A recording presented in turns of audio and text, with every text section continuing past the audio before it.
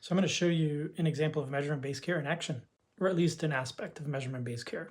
So I have an appointment with my therapist tomorrow, and the system that my therapist works within sent me a link to my email. I clicked on that link, and these are some of the questions it's asking me. So this is a question that I recognize from standard tools that look at the alliance between a therapist, clinician, and their patient, because the research shows that alliance is predictive of outcomes. So this is really smart by this company. This is Rula.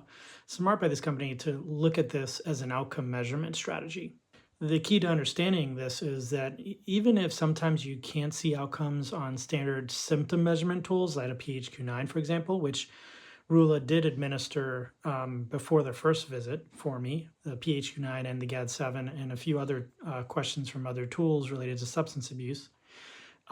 You can predict and expect strong outcomes when you have strong alliance between the clinician and the patient based on the research.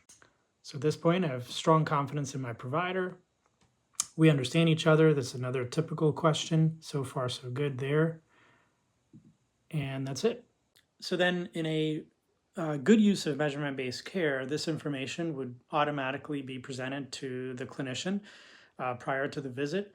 The clinician is able to take a look at it. And obviously, if I had put like disagree, the clinician can then address that and try to align my goals for work with what they're working on.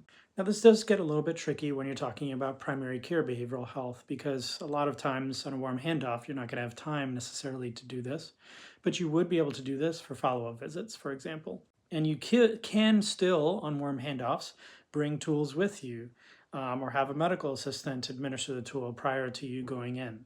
So these are the kind of systems I'd love to see adapted for PCBH, for example.